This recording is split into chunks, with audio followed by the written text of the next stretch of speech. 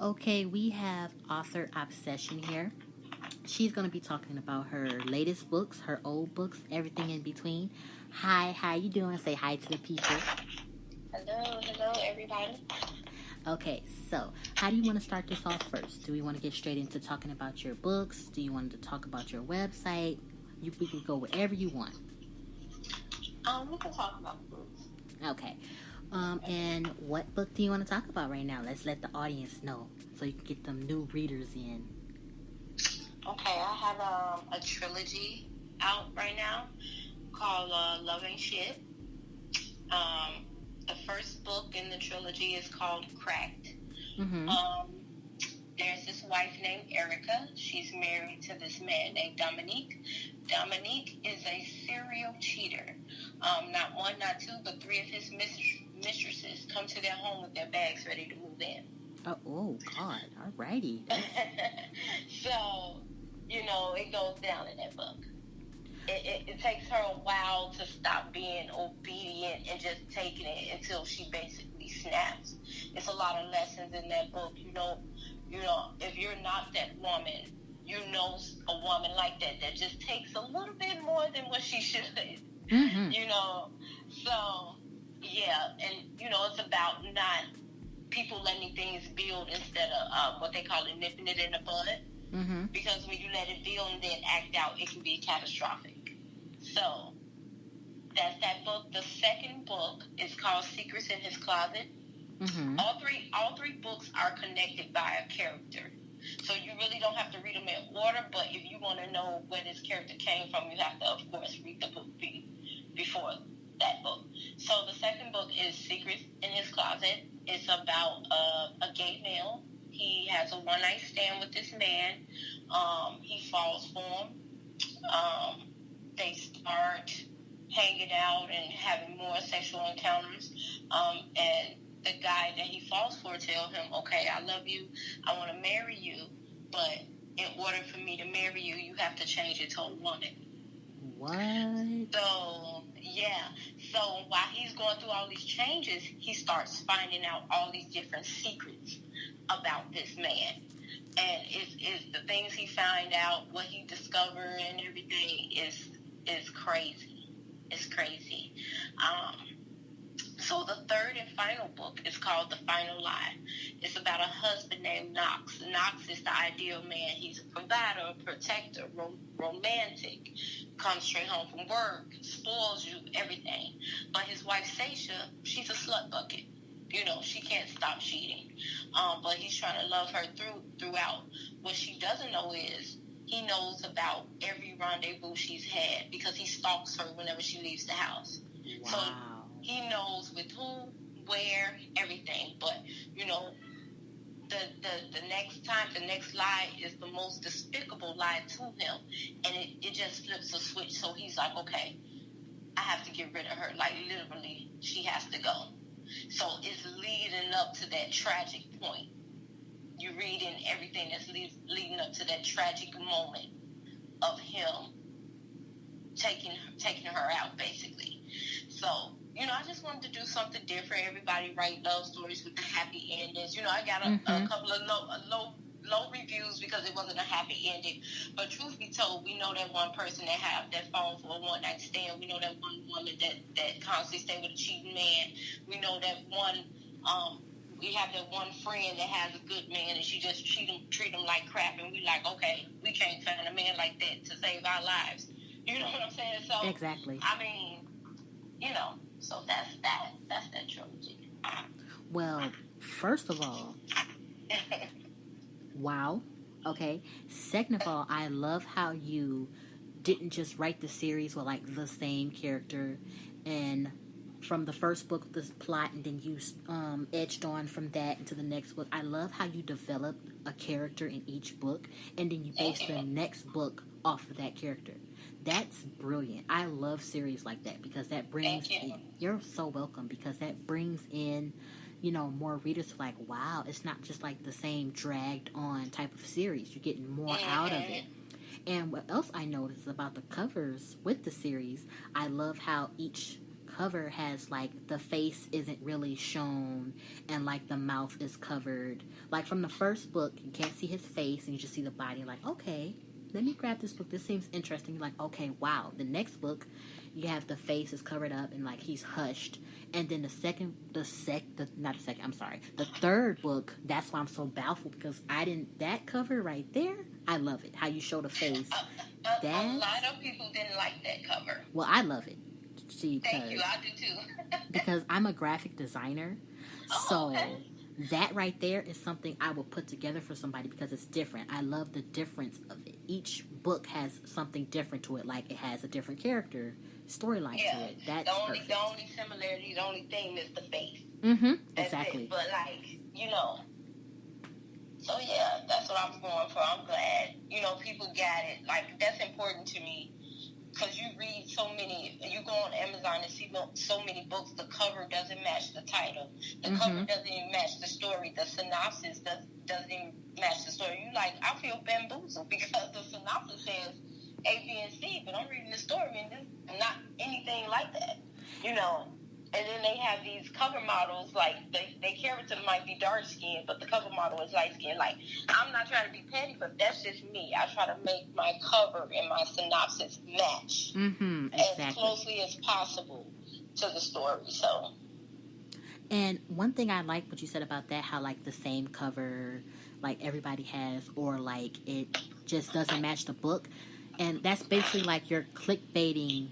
You're baiting your reader to pick it up. That's like with YouTube. They do the same thing. They'll put a title and a picture, and it's like, oh, let me click on it. And then, like, you're like, this is not what I was looking forward to. Exactly. Yeah, and then you have those readers who don't like that at all. They'll be like, oh, well, I'm going to give them a negative review just because of that.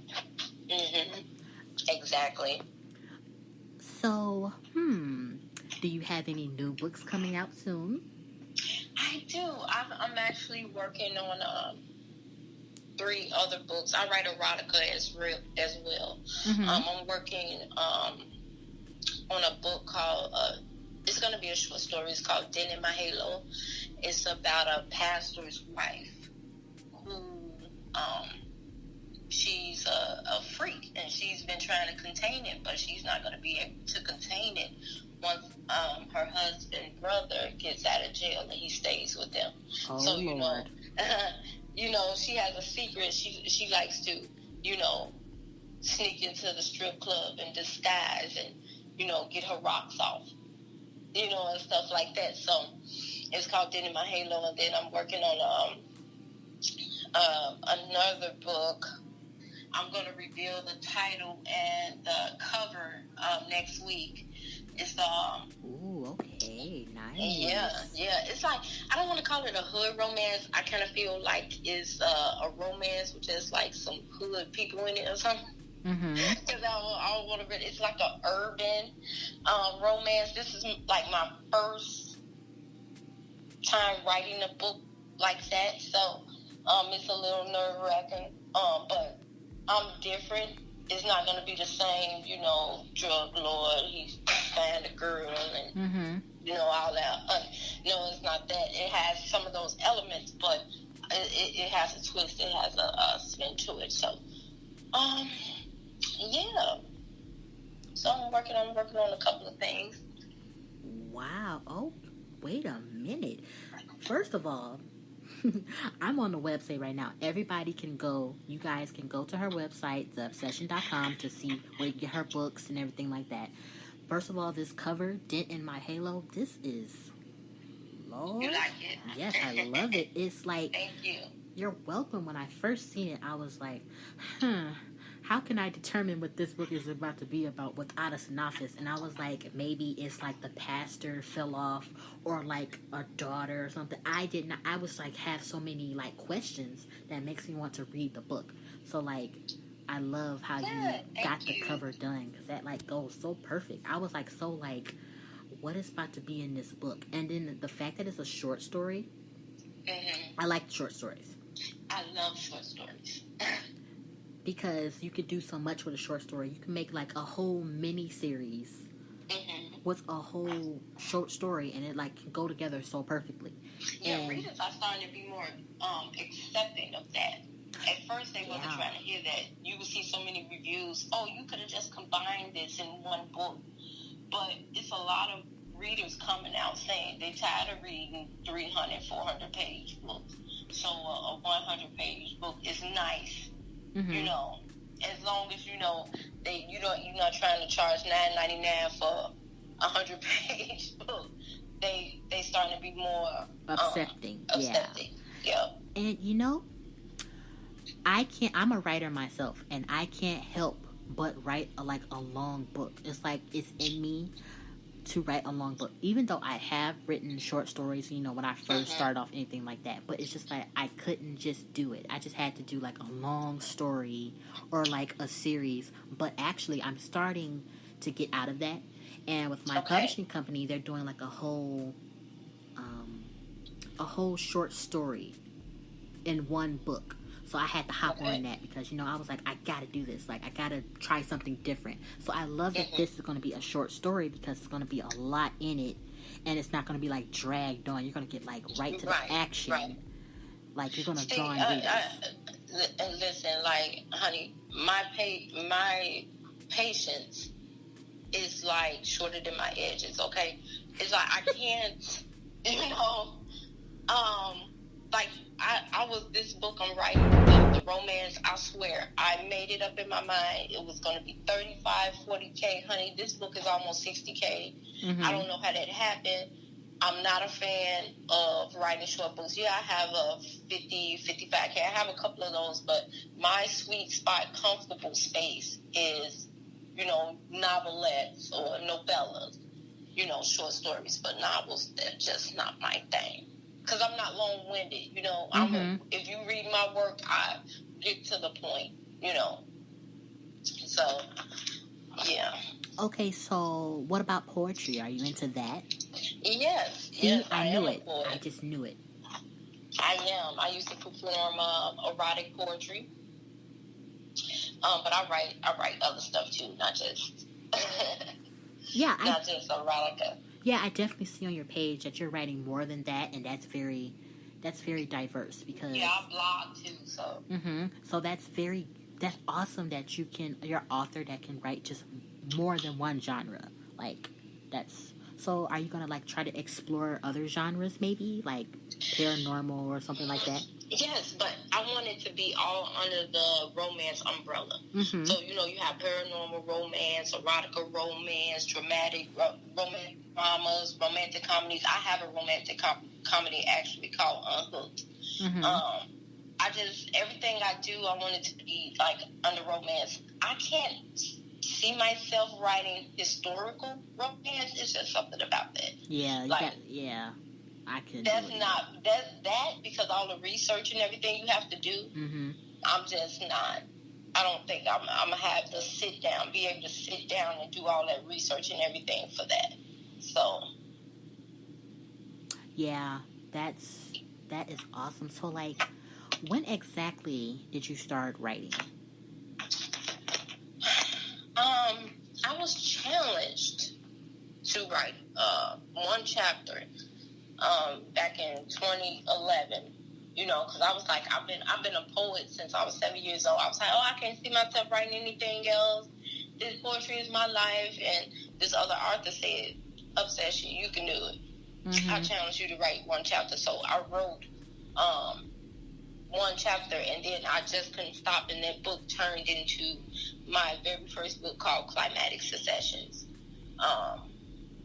So yeah, I knew writing was something that I was meant to do because after I wrote that first chapter, my computer crashed, right? And then my computer crashed, and then 2 weeks later, my apartment flooded. And then a month later, I lost my son. And so while I was trying to write this book, so like when I lost him, I covered every window with newspaper. I didn't see sunlight for 6 months. You know, and I wrote that book and the sequel